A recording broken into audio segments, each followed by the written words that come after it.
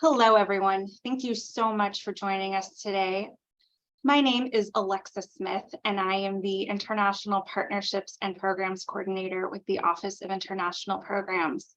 This is our Foundations of Global Health series, and we are very honored today to also present the 4th annual Dr. Modale International Educational Exchange and Partnerships presentation. The Foundations of Global Health series. Global health is a varied and exciting field to which many healthcare providers, researchers, and faculty aspire to being professionally engaged. With our being a globally connected world, and with COVID-19 uniting the world to solve an issue, global health has never been more relevant. This year-long programming is designed to feature our experts in the field of global health, KUMC's faculty, researchers, and clinicians, our international partners, and our community partners. Each presenter will share their personal journey, educational background, mentors, books, and articles that gave inspiration, challenges, lessons learned, successes, epiphanies, life-changing moments, and the heartbreaks. We are celebrating International Education Week, and we have a message from KUMC's Senior International Officer and the Office of International Programs. Happy IEW 2022, and welcome to this program sponsored by the Office of International Programs at KUMC. International Education Week is a week for celebration, a celebration of diverse cultures, languages, people, and the relationships and connections we have forged here and across oceans and continents. This is a time to celebrate our friendships and to celebrate in our collective and individual accomplishments. According to the Department of State, International Education Week, or IEW, November 14 through 18, 2022, is an opportunity to celebrate the benefits of international education and exchange worldwide. This joint initiative of the U.S. Department of State and U.S. Department of Education is part of our efforts to promote programs that prepare Americans for a global environment and attract future leaders from abroad to study, learn, and exchange experiences.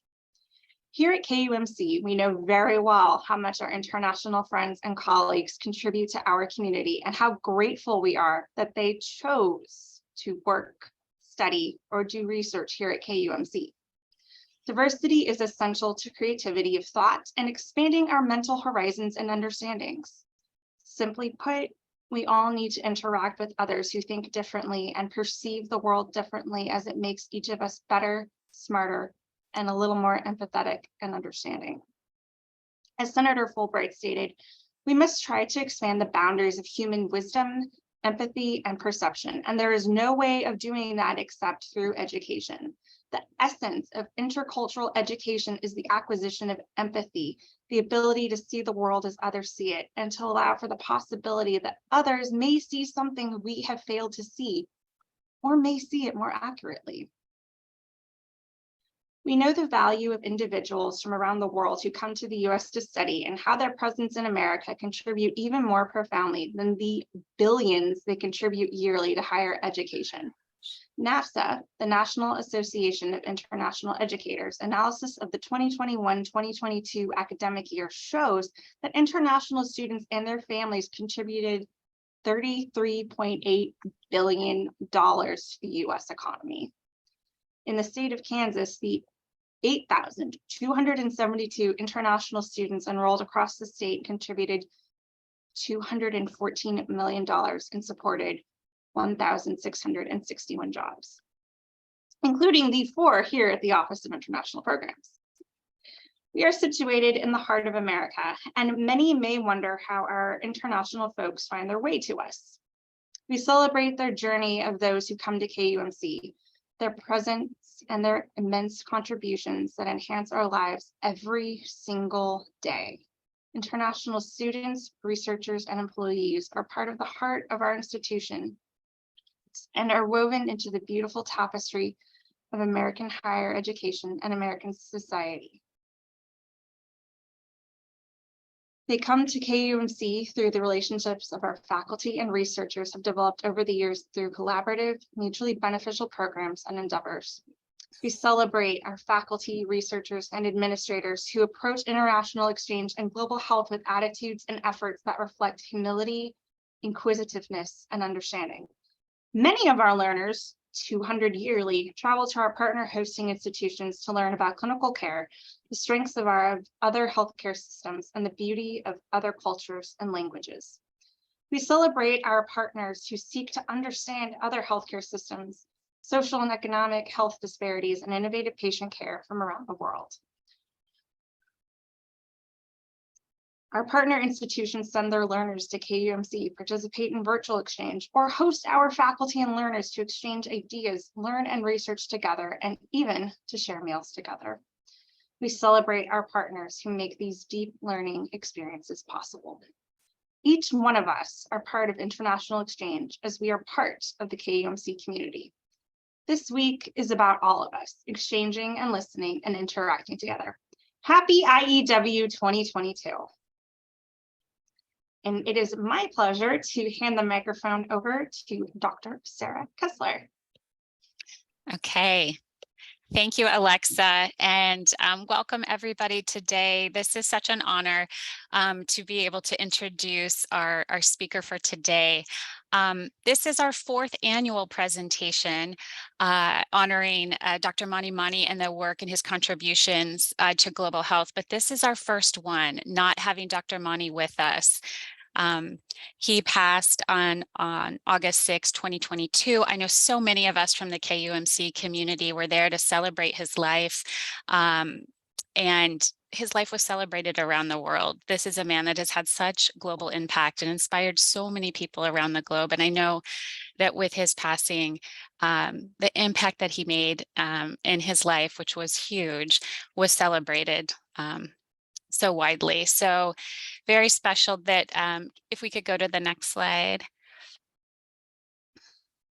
Wanted to share just a little, indulge us just especially in honor of this year, to go back of a few more highlights of Dr. Mani's life, and in this case, his journey to becoming a Jayhawk. So Dr. David Robinson from KUMC met Dr. Mani on a visit in India and was very impressed by his work and commitment. And he invited Dr. Mani to come and do his residency training in plastic surgery at KUMC. And then was also encouraged to stay on and become faculty with us here in plastic surgery. And then in 1974, Dr. Mani became the director of the Burnett Burn Center at KUMC, and he did such pioneering work in our state.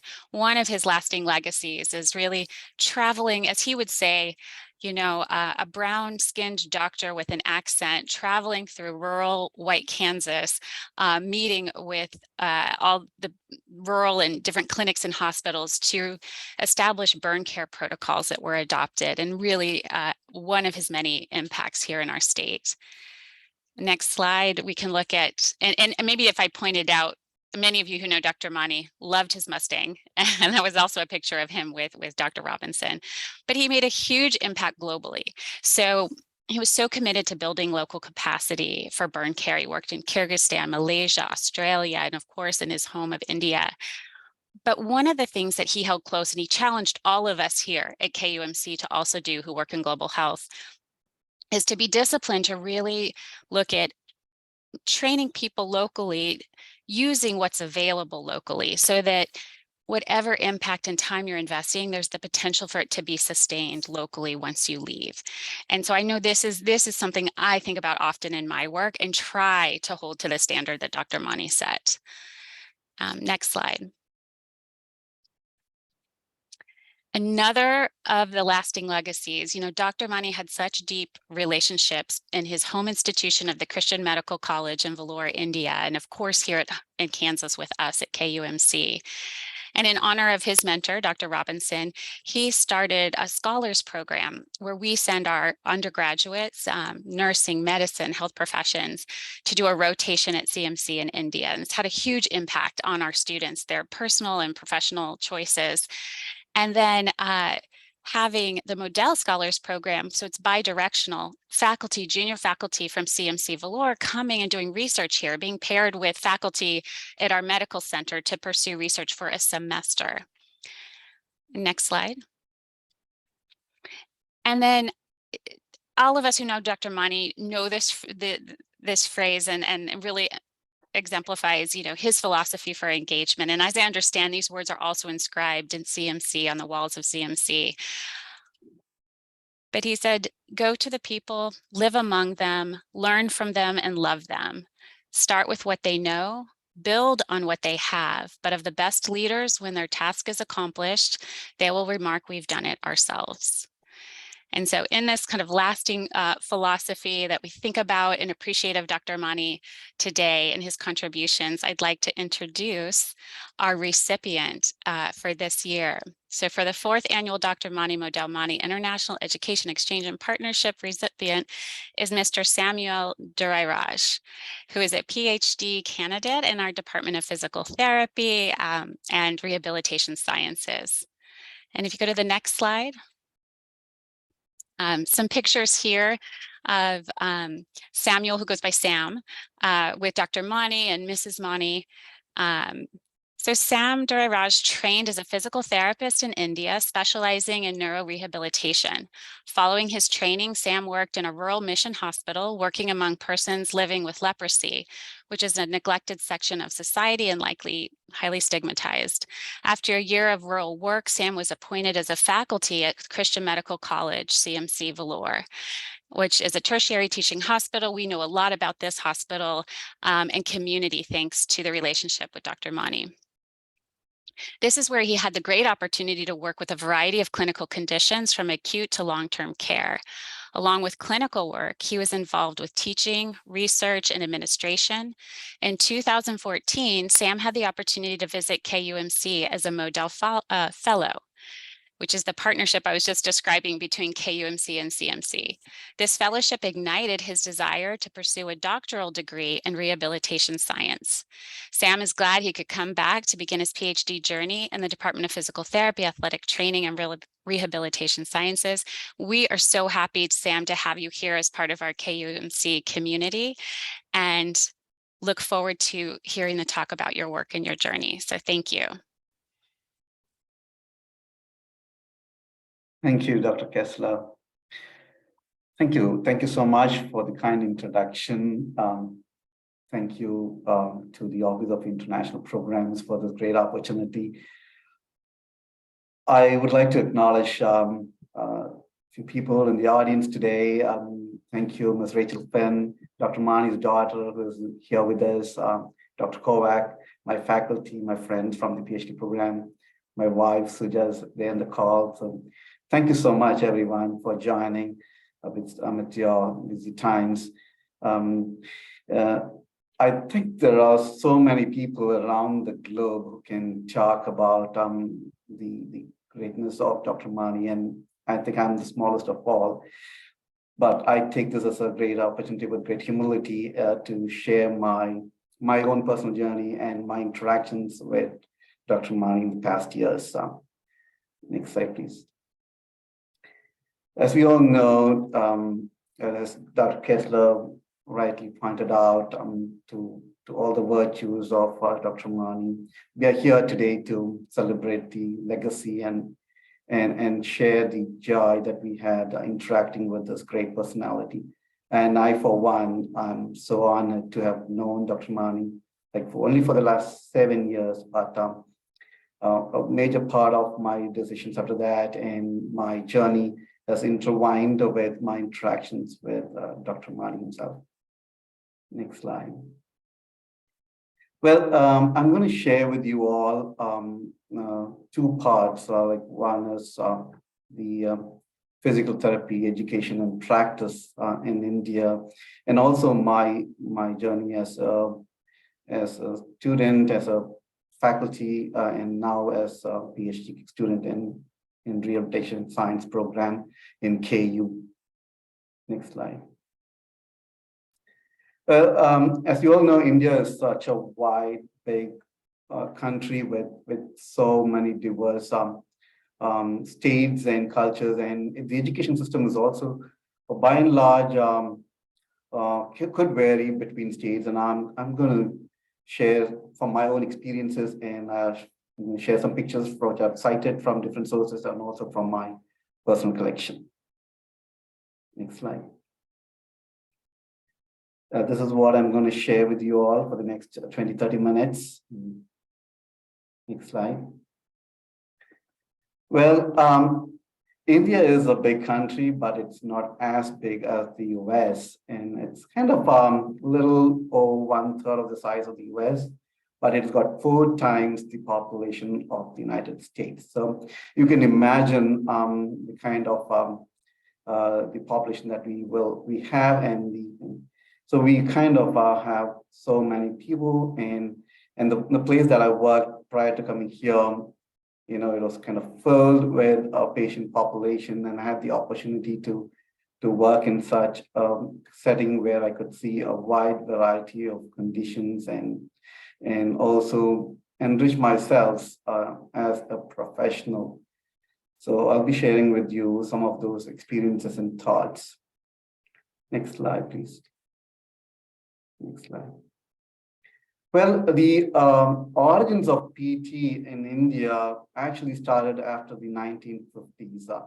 And there was a major polio epidemic that broke out in the 50s, early part of the 50s. And children were afflicted with limb weaknesses, and that kind of crippled the young generation. And you click on more, and that's when the WHO kind of started having a dialogue with the Indian government on the necessity of rehabilitating children with poliomyelitis. And that's how the initial beginnings of physical therapy happened in India in the early part of the 50s. It started as a hands-on training, and next slide. So that's pretty much the kind of the chronology of events that's related to physical therapy education and practice. So they started a 2-year diploma in Bombay, which is now Mumbai, in the state of Maharashtra, and soon Christian Medical College started their own 2-year diploma, and it was upgraded to a 3-year diploma in the 60s, and they started the first bachelor's degree in 1969 and the first master's degree in 72. And currently the bachelor's degree is upgraded to a 4.5-year degree program, and then we continue to have the 2-year master's program in physiotherapy. Next slide, please.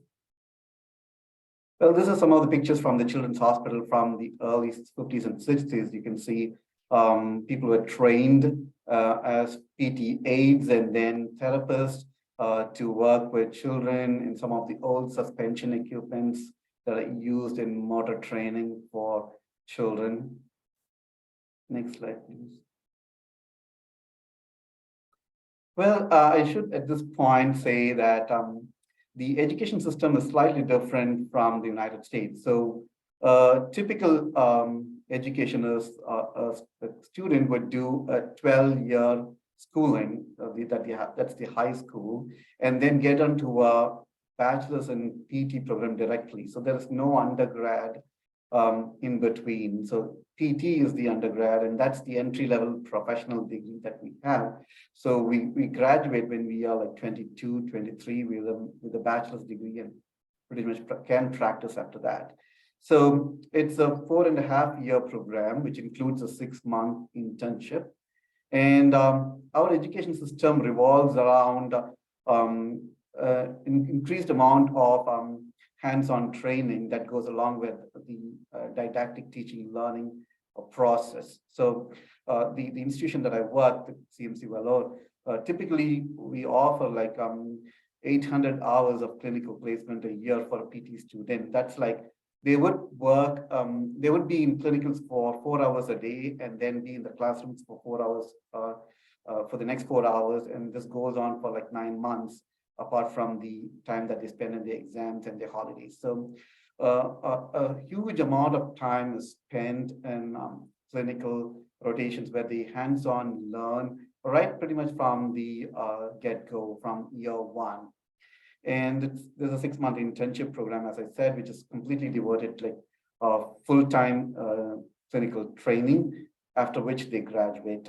We do not have a licensing exam as of now, and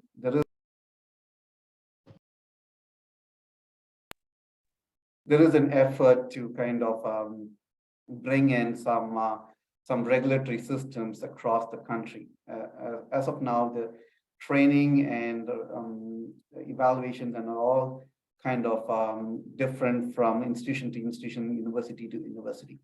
So when I was a student, we had an interesting model. So we had something called as the break semester. That's in the 2000s. So it basically means that there are specific semesters that are designated as break semester. So if you fail a subject in one of those semesters, you will have to sit back the next whole semester to catch up past that particular subject. And only then you are allowed to kind of move on with the program. So in my class, we started as a 50 student group. And then when we were graduating, we were like 12 students. So that was an interesting type of program that we had, which is not there now. So every other semester, like 2, 4, 6, and 8, these semesters were designated as break semesters. And that was a kind of a dreading thing that we had. I kind of mentioned about the regulatory system. They're trying to bring in a uniform teaching model across the country, which is a challenge. They're trying to bring in regulatory systems to regulate practice as well. Next slide, please. Next slide. So these are some of the specialties that we have in India for the master's degree. So we have the conventional ones, the orthopedics, neurology, cardiorespiratory, sports, OG, pediatrics. There's also community and hand therapy that are being offered by a few other institutions. So my education was revolving around neurology. I got hooked up with neurology pretty much in the first semester where I started learning about anatomy. And I loved the structures, the complex tracks, and you know, I should say that I was kind of influenced by my teachers, and so I loved the subject. And my first book that I bought was the Snell's Neuroanatomy book. At that time, it was quite expensive. So I went in for a previous edition, which was a few hundred rupees. And I still have that book, and I kind of refer to that even now. So that was close to my heart. So when I completed my bachelor's, then I had the option to go for master's, and one of my close mentors and professors from the cardio field, he said, why don't I get into cardiorespiratory and he can guide me? And I was so stubborn, just I said, no, I don't think I would want to get into cardio. I always dreaded ICUs and intensive units. So but I wanted to do neurology, so I went ahead and joined the neuro rehab master's program and graduated from that. Next slide. Well, the evaluation systems are also quite different from what I observed in the United States. So we have about 2 or 3 internal assessments, and then we have one big final written exam that's like for 100 marks, and it's the same way even today. So we kind of write for 3 hours. We will have essays and short notes, and we do not have any MCQs, at least in my place, my state. Some institutions may have, but predominantly we have a kind of a written exam. And the best mark that you could score in this written exam is like 70%. So if you are scoring anywhere above 70, 75, that's a huge mark. So as a faculty myself, if when I grade papers and somebody scores 65, I put a lot of stars on their paper. Good job done. So that was one new thing that I kind of observed when I came here, like the 90s and the 80s were kind of unheard and unseen in the education system that I kind of studied and I worked. So we don't have the GPA model. So we have the aggregate percentage models. So our transcripts will say we scored a 65 or a 62 over 100. Or a 55 over 100. So the pass percentage is like 50, and you should score that. And if you get anywhere between 60 and 60, 70, that's considered to be first class, and that's high marks. So that's kind of an interesting thing. And for the written exams, we write like 50, 60 pages, A4 size pages back and forth, front and back for 3 hours. So during my first year, I remember I took an ink bottle to my exam to write my psychology and sociology exams. We used to have this hero pens, which we call it. So, and after I finished this first section, I kind of filled my pen and then started writing my second section. So no computers, no MCQs, no clicks, it's just writing. Next slide, please. Well, PT practice in India has changed a lot over the years from what I showed you in the earlier slides. It's grown, it's continuing to grow as an important healthcare profession, and it continues to be a referral based. So the clinician refers a patient to us, and then we conduct a thorough clinical PT exam and then set up goals, and we evaluate them periodically. The healthcare settings are wide and diverse. It can range from an acute inpatient to a long-term care, outpatient, home health. We can have our own private clinics, and right after we graduate with a bachelor's degree.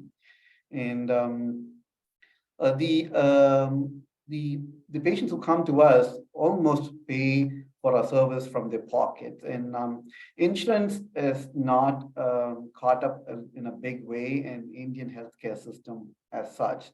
So maybe out of 10, or maybe 1 or less than 1 out of 10 would pay using will avail an insurance. Like 95% of what I've observed or what I've seen in the past, they'll pay from the pocket. So healthcare is a big deal for average Indian family, a middle class Indian family. If they get admitted for a serious condition, if they have to stay in the hospital for a week or 2, they will have to shell out almost savings from the last 2 or 3 years. So it will create a big dent in their financial status. So that's how it is in the current settings of healthcare. Next slide, please. I want to share some of the aspects of my childhood, which I think would be relevant. And next slide. So this is my dad and mom and myself there in that picture. I think it's from the mid-80s, and my parents worked in the mission fields in North India, working with the tribes there as a missionary. And that was time when the malarial fever, the yellow fevers was an epidemic in those regions. They survived them, and eventually after 20-25 years, they moved south, and now they're settled in South India. Next slide, please. So next slide. When my parents were in the north, with limited resources, and there was a big difficulty to bring up children, and for education, they didn't have good scope. So we had a boarding school down deep south in the southern part of the country. That's this Santosha Vidyalaya, where pretty much my basic elementary and middle school education happened. And this is an Anglo-Indian education system. I think I owe this place a lot for the fundamentals and the foundation that I had in my upbringing. And eventually we moved out of this place, and I went to be with my parents when they came to South, and then studied in another school. Yeah. Next slide, please. Next slide. Well, this is the chronology of my life. I joined as a student in the PT program and graduated in 2005, finished my master's in 2008. And I joined as a PT in the leprosy mission right after my master's degree. They wanted a PT. I was looking for a job, and mission field was something close to my heart, and it was not new. And I took it up, and I was placed in the state of Maharashtra. And after a year, I moved to CMC Vellore, and this is where most part of my transformation happened, both as a person and also as a therapist. In 2014, I had the opportunity to come here to KU as the Modale Research Fellow, and then in 2021, I started my PhD training. Next slide, please. Well, as you see, this is a secondary hospital.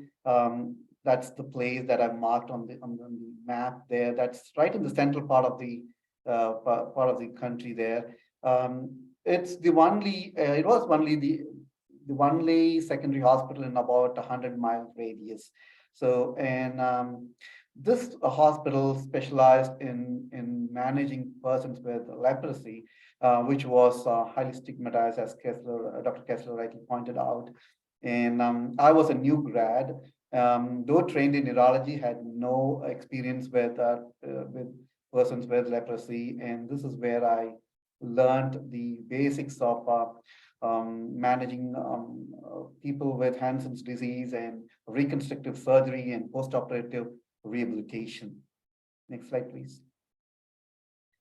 So this picture I wanted to show to see the kind of the challenges that people with leprosy face and why they're so stigmatized in the society. You on the left, you see that's lack of thalamus and inability to close the eye, and this clawed hands, insensate skin, loss of limbs, and deformities, and this changes their whole life. You know, they find it difficult to find an employment. It drives them to poverty, and then the vicious cycle keeps going on. So the leprosy mission itself, they kind of do a splendid job in kind of putting them back on the rails and putting them back on their life to kind of get these surgeries done and find a gainful employment for them so that they can lead a dignified life. Next slide, please. Well, at this point, I want to talk about Dr. Paul Brand. I know many of us would know the accomplishments of this great pioneer. He is considered to be the father of management for leprosy, and he is a clinician, physician, and he was intrigued by this condition where he saw that limbs were falling off. Where limbs were vanishing, the digits were vanishing from the hands, and the sunken noses, and he was kind of curious to find what's happening behind this problem, and then came up with these findings which changed the whole landscape of leprosy management, the Mycobacterium leprae, the pathophysiology involved. And he's the one who kind of founded those reconstructive surgeries, which are still being used till date. And there is also a connection between today, the person that whom we are honoring, Dr. Mani and Dr. Paul Brand. Next slide, please. Next slide. Next slide. That's Dr. Mani with his friend, Dr. Dave Dawson, with Dr. Paul Brand.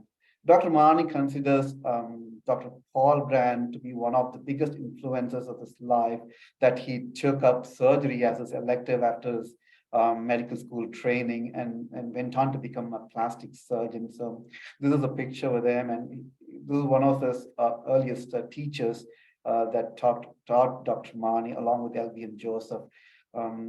Next slide. Well, after a stint of 1 year working with the missions, I had this opportunity to be absorbed as a faculty in this prestigious place, the Christian Medical College Vellore, which is a pride of the nation. It's a pearl in the healthcare industry in India. A mission hospital, training medical institution, which faithfully serves the people for the last 122 years. Next slide, please. Well, this is Dr. Ida Sophia Scudder. Many of us would have heard her name. She's an American third generation medical missionary. She was born in a rural place in India, in Tamil Nadu. And this is what she said: "We seek to be a witness in the healing ministry of Christ through excellence in education, service, and research." And the order of those words were very important. And as alumnus and also well-wishers of CMC, we hold this very close to our hearts: education, service, and research. And that's the logo that we have, and that says, not to be ministered unto, but to minister. Dr. Mani, a proud alumnus and a star alumnus of this place, never forgot these ideals and always kept them close to his heart as well. Next slide, please. This is the mission statement of the institution. Any institution is the growth and the direction of the institution is driven by its vision and its mission. The mission of CMC says, we strive to develop through education and training. So that was their focus: to train, to teach and train. When Dr. Sophia Scudder was young, there was no medical school that took women students. And she was the first to start the nursing school for women, and then subsequently medical school for women. And then both men and women were trained. And till this date, the emphasis is on education and training to develop compassionate, professionally excellent, ethically sound individuals who will go out as servant leaders. And Dr. Mani was one of them. And he carried the banner, the flag of the institution, several miles away from the place here to Kansas, establishing protocols and all the great things that he's accomplished in his lifetimes. Next slide, please. My responsibilities at CMC was predominantly clinical practice and teaching. And then I was involved as a faculty. I was second in command, and I was involved heavily with administration and research as well. And this is where I kind of grew and kind of flourished as an individual, with all this clinical input and the scope to learn and teach. I owe this place a lot, and which is very close to my heart as well. Next slide, please. I was fortunate to be part of many of these initiatives that I took, along with people and in the PT department. I was part of this team that did this. We had this early clinical exposure concept that we tried in our PT school, kind of have our first year students kind of observe, shadow therapists before they get into their second year clinical program. We were able to start non-oncology rehabilitation few years back, which was not there until then. I was able to kind of spearhead the clinical curriculum. As I earlier mentioned, they spent quite a lot of time in the clinicals, and then which was not streamlined, and we were able to put in a clinical curriculum and teaching concepts in both in classroom and on the bedside. And then we were able to start a master's program a few years after I finished my Modale fellowship, and the fellowship helped me a lot in helping me shape this program. And then I was part of this lifestyle medicine PT initiative as well. Next slide, please. This is a picture, it's a few years old. The person in the middle, that's Mr. Andrew Babu, the current head of the PT department, who's been faithfully serving this place like for 25 years. And I had this opportunity to be with him, learn from him, be his mentee, a very kind and gentle, a very loving soul. That's me with the dark shirt, blue shirt and pant on to his right. And this is the team that we worked with, handful of people catering to like 400 patients in the outpatient setting and about 200 patients in the inpatient setting. So mammoth task carried out by this team day in and day out. We work Monday to Friday, 8 to 5, 8 to 4:30, and Saturdays 8 to 12. So kind of like a machinery that goes on and on every single day. Next slide, please. As part of the my work in rehab in Christian Medical College, I also had the great opportunity to be in this place. This is the Rehabilitation Institute at CMC Vellore. This is kind of a pioneering place for physical medicine and rehabilitation. This was the first of its kind to constitute a kind of inpatient setting that specialized in spinal cord injury and traumatic brain injury. Next slide. This is Dr. Mary Varghese, who's considered to be the founder of PMNR in India. She is widely known as the wheelchair surgeon. She was a few years older to Dr. Mani. She graduated in 55, and Dr. Mani joined med school in 55, and she graduated in 54, I suppose. She had an unfortunate accident when she was in the final year, about to graduate. She wanted to become OBGYN, but the accident left her paralyzed waist below.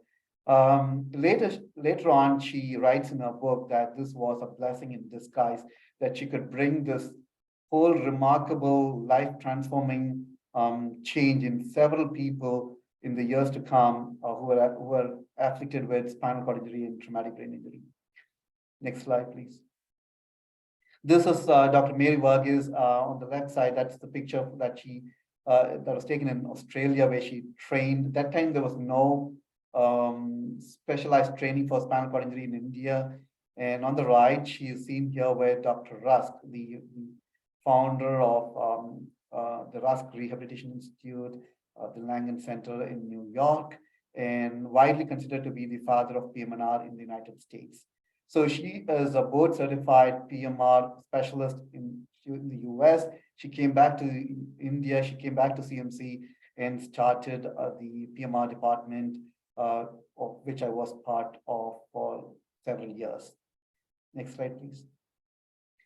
These are some of the pictures. A lot of these initiatives are very indigenous.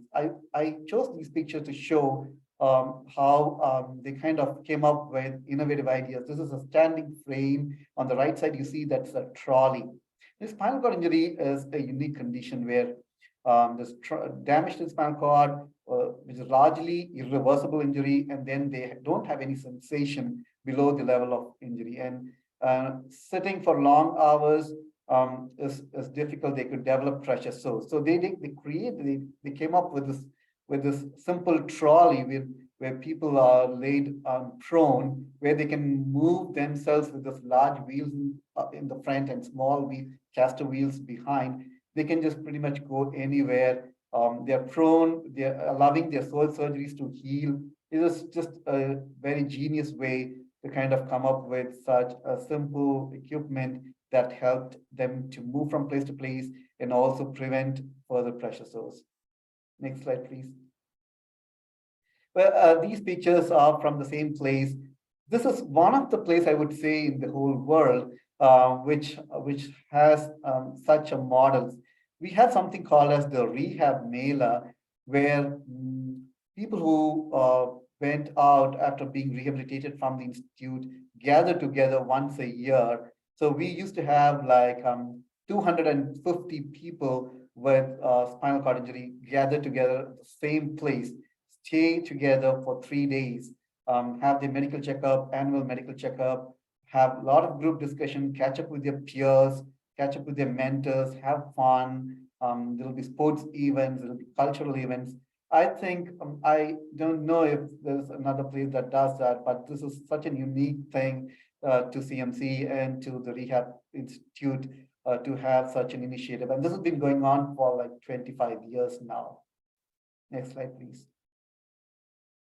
So I was fortunate to be part of several things in CMC. And then I was given this great opportunity, a milestone, I should say, in my life, in my journey, to be a Modale Fellow. I applied for the program. It's a competitive fellowship. I was selected in the year 2014, and I came to the United States to KU as a mid-level faculty from CMC, and that was my first time going outside the country. So I had not stepped into a flight. I didn't know what America was, or just a brand new with 2 suitcases. I and my colleague, we were 2 people. They always sent 2 people here. So landed at 9 o'clock in Kansas airport, and Dr. Mani was there to receive us. Our flight was delayed by 2.5 hours from Chicago, and I had no means of communicating that to him. He waited for us patiently and just welcomed us with warm smile and outstretched arms. That was the first time I met Dr. Mani in person, never seen him before. And that was the start of my journey with him. Next slide, please. Next slide. These are some of the pictures from my fellowship program. I had the opportunity to interact with the PhD students. That is Dr. Van Loo. He kindly accepted me as his student to mentor me for those 5 months. We came up with a small idea. We tried and tested that.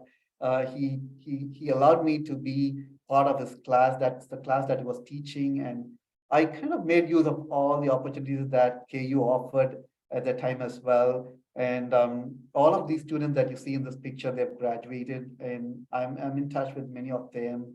And this is when I kind of started to think that maybe I can study further. I was always interested in studying, and I am a first generation college goer. My parents did not go to college. They went into mission work right after the high school, and they emphasized education a lot. So I had this desire deep down in my heart, and this fellowship kind of helped me think more about it, and eventually helped me come back to KU. Next slide.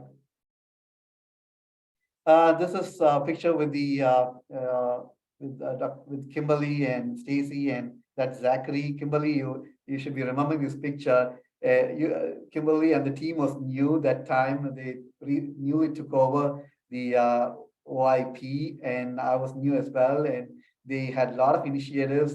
You should be remembering the culture hour, don't you? So I kind of didn't miss any of those culture hour discussions. We used to have students from all over, like from Africa, from Middle East, from South America, like talking about topics on education, like marriage, and anything like driving, and it was fun. It was fun. Next slide. Well, this is a picture with Dr. Lisa Stenner-Bittel and Jeanette. Dr. Bittel was also a student of Dr. Mani and one of my mentors. And I met Dr. Lisa for the first time as a Modale Fellow. And this is one of our pictures the last day. And since then, she has been a big source of support and guide. I don't know how many reference letters she would have written for me since I expressed my interest in pursuing graduate degrees. And yeah, Kimberly says that I'll lead cultural hour soon. Thank you. Yeah, so she's been my mentor, and I'm still taking. She's currently teaching one of the courses that I'm taking, and she was like a parent to us. And Janet took the best care. They knew that we were kind of plucked from our comfort zone and put into a completely new country, new culture. Everything was new, so we were in a bit of shock for quite some time. Next slide, please. These are some of the pictures. This is with Dr. Mani and Mrs. Mani. I can't say how much I can miss them and how much effort they took, not just for me, but for several years. As long as this Modale Fellowship was there, and as long as they were in KU in Kansas, they took the full responsibility upon them to look after us as their own children, be it like taking us to the grocery or taking us to weddings, places to show museums and historical places and so on and so forth. And Dr. Mani loved taking us to places, and he visited me until May this year.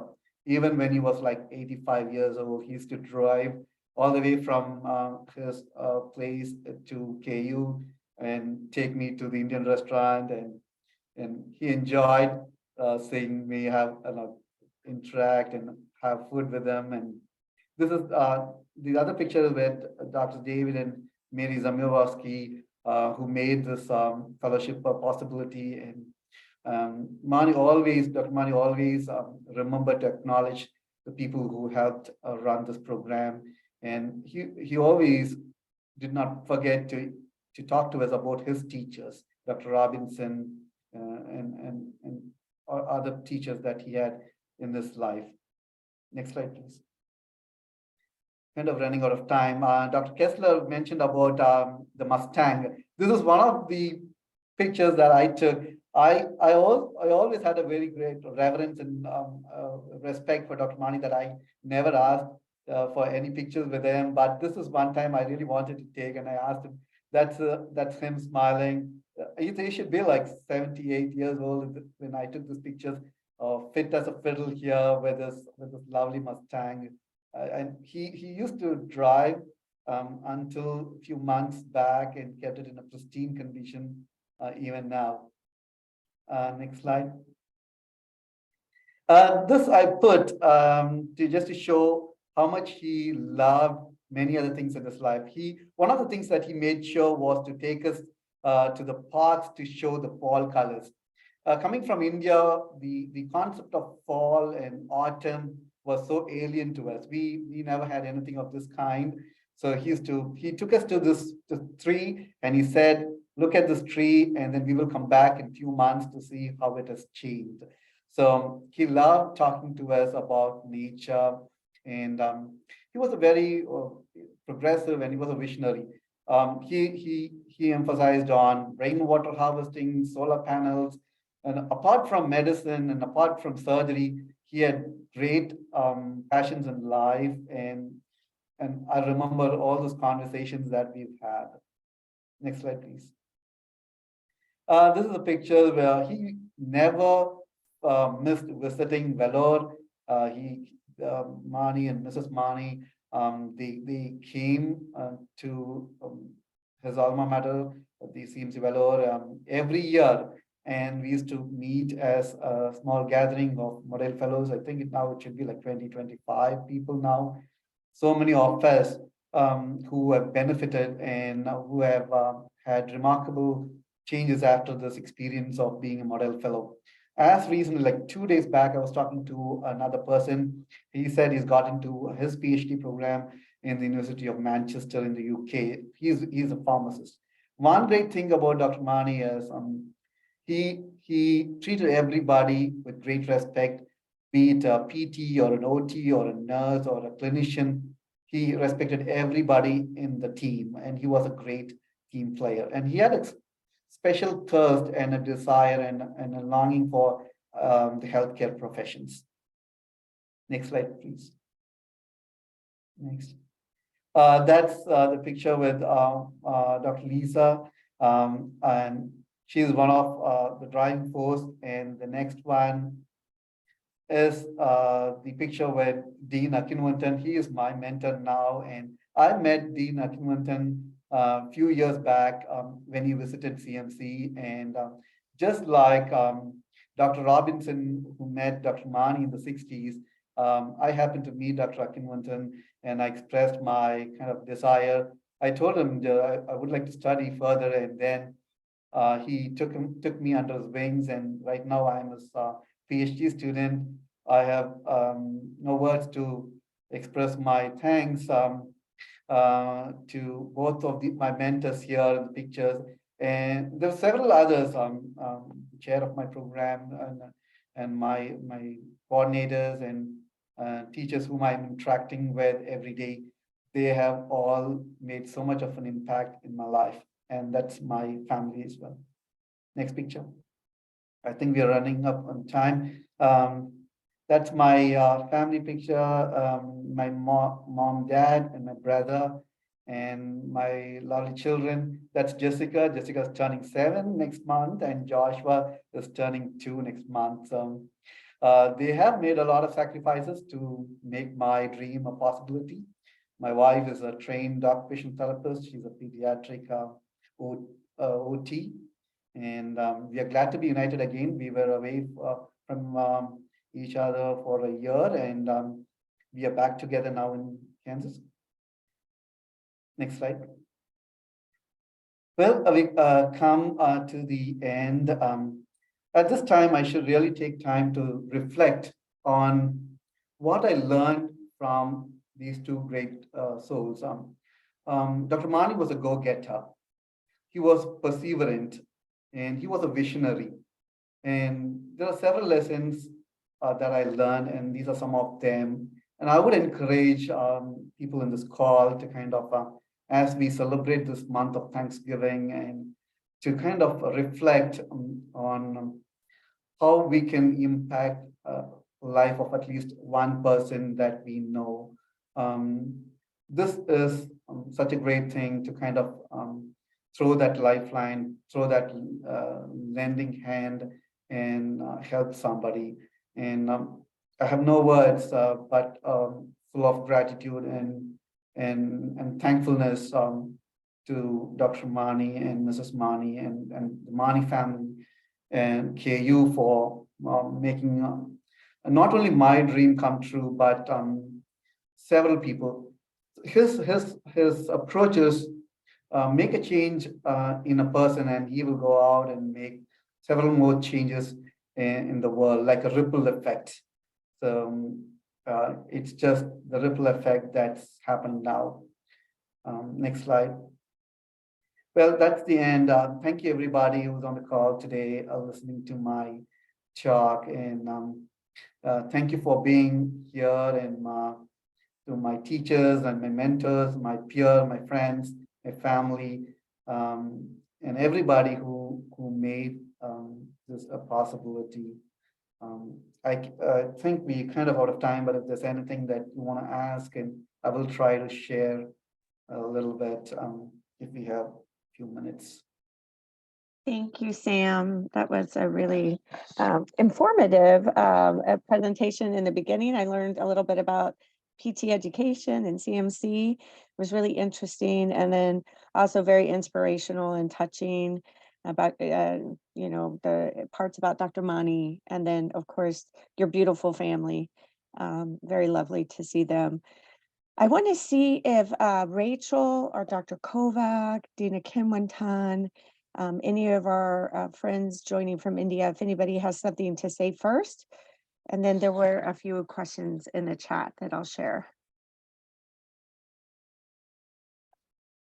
Of course, Dr. Kovac is the individual who makes this presentation possible every year through the Kovac International Education Fund through endowment. So a special thanks to Dr. Kovac. Hi, Rachel, welcome. Yeah, I'm sitting in an office and this might be a little loud. So I just want to say thank you, Sam, for inviting me to be part of this presentation. And I really love seeing all the old pictures. And I did like the stories of the PT parts of it, because I've only heard of the medical side and the burn unit and all that. So it was very interesting for me to hear from the others and see some of those old pictures. So thank you. Thank you so much for joining today. Kim, this is Abiodun. Hi, Dina Kinwantan. Yes, Sam. Hello, sir. Very, very well presented. Nice tribute to the Mani family, to whom every way we remember them is truly well deserved. I think you speak volumes for yourself, but I like this sentence you ended with, which is what I call the Mani motto. Help one man, and that one man might go on to help many other people. It's a ripple effect. And We are fortunate to have you here as a PhD student eventually. You are an example of that ripple effect, and we are very confident you will go on to impact many lives, just as you have shown appreciations for those who have impacted you. Thank you, so much, sir. PhD program. Thank you, Thank you Dean so much, sir. Kawanta. Thank you so much. Yeah, I wanted to add on to that too, Sam, that I thought it was something really interesting about Dr. Mani. He didn't so much see helping others in a way of like charity, so much as empowering and inspiring others to be their best and giving them like a little nudge, like, and maybe providing a little opportunity. So like in your case, an opportunity, but you're doing the work, you are here pursuing the PhD, right?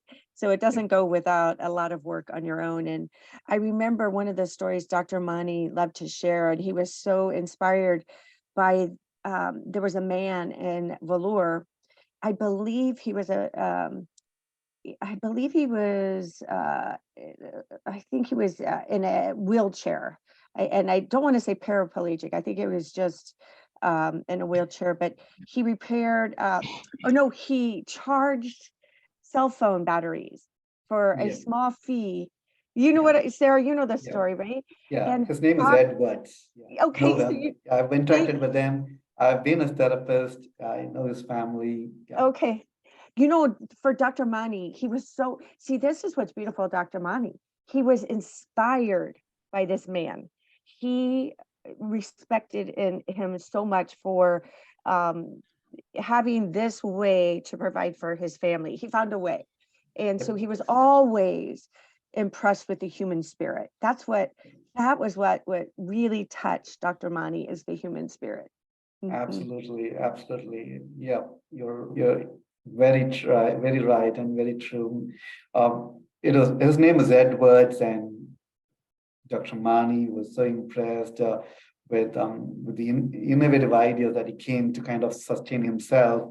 And there are several stories and like that. And Dr. Mani is a great supporter of the Hope Foundation that supports women education, children education for girls, and one of them is now going to become a med school student, and there's several things like that. Yeah. Yeah, it's amazing. I know that you know the student Angela. She's a PT Yep. student, and she said that she has contact with you, and she'll be going to Velour. So she had a question, and she's not on here now. So hopefully you'll have many opportunities to meet with her Sure. prior to her visit. Obviously, prepare her. But she was particularly interested in how she can kind of take the coursework that she's learning here and be ready to like understand the situation, the clinic in Velour. And she wants to know how to move kind of beyond her textbook Yes. knowledge, right? The other Yes. thing is she hopes to open her own clinic, and she wants to know the pros and cons of different payment systems as she goes into her professional career. Yes, I think she's rightly placed in her course work to kind of visit Velour at this point. She's finished her the neurology coursework and the other classes that she needs to take. She's in third year, I suppose. So CMC would offer a ton of clinical conditions that she can kind of have hands-on. In India, you don't have to worry about like the access. It's very acceptable to kind of work with therapists and work with patients, and it's very supportive, and I'm very sure she will have a wonderful time. And I will talk with her, and I will help her out as much as I can. I know Dr. Mani and Mrs. Mani, they took a lot of effort every year before the Robinson Scholars went. They used to have several hours of discussion sessions, Yes. like not just clinicals, but also like the culture. Right. Mostly the culture. You're right. Exactly. Mhm. The dressing, like how to navigate through the toilet systems. Like we don't have this kind of toilet system that's there in the US. So simple things, but he knew what would overwhelm students when they landed up in Velour. So he took care of each one of that. like personally to kind of explain them and make them kind of comfortable and always reachable, like be in Yeah. Kansas or in Velo, just a phone call away, just a text message away. Yeah. And I must say, one of his dreams and desires that he's personally expressed to me and also to many people is to kind of set up something like the Office of International Programs that is in KU in CMC. He Right. wanted to send Kimberly and his team to Vellore to kind of help them set up a program like this, because we used to have like 700 plus international students, clinicians, and professors. Vellore, and we didn't have a dedicated office that looks after several issues related to international. So one of his desires, I'm sure it will come true one day. It will It come into will. being. It will. That You're was right. one of his, yeah, that was one of his desires. He has told me personally several times. I know. me Kimberly too. should visit Vellore. I will apply for a Fulbright specialist and then Yeah. go to CMC. So that'll be the plan. Yes, Sarah. That Right. will be awesome. Yeah, Yeah. that'll be awesome. Well, are there any last comments? We've kept Sam a little past 1 o'clock. Dr. Kovac, would you like to say something? Yes. Hello, Sam. Hello up? from Accra, Ghana. I come back on Saturday. I enjoyed your presentation very much. I'm inspired by you. And one thing I would like to ask, with what you are doing now and learning, how will you then apply it when you go back to India and Christian Medical College? Yeah, there's several things that needs kind of I would say like improvements or that could be improved, and I'm kind of interested in changing or making some reforms and changes in the education landscape and the research landscape, and there is so much potential that that we could collaborate and work upon. Yeah. Thank you, Dr. Kovac, for being in this call and for the kind words. Yes, I think if what you just hit on, continued collaboration and interprofessional work, I think would be, very important, and that, we have as much to learn from you and your work in India, which can benefit our own doctors and students. Yeah, thank you for that point. Yeah, absolutely. Yeah, interprofessionalism is so fruitful, and it will definitely impact the outcomes. Thank you so much. Well, I really appreciate everybody coming today to not only listen to Sam, but to celebrate International Education Week. A special thank you to Dr. Kessler, who does such a wonderful job every year introducing this special speaker, the Dr. Modale Mani, global health speaker. Wonderful job. We appreciate your support, Dr. Kessler, and your beautiful words. Of course, we appreciate Dr. Kovac for funding this talk. And we hope all of you will join us tomorrow in the HEB at Astra from 5 to 8. Sam, bring your family. Families are welcome. Friends are welcome. It's a celebration. We'll have food and drink as long as it lasts. So get there and have a good time. And I hope to see all your faces there. Thank you. And have Thank you so much. great weekend. Bye-bye. Thank you. Bye. Thank you so much. Okay.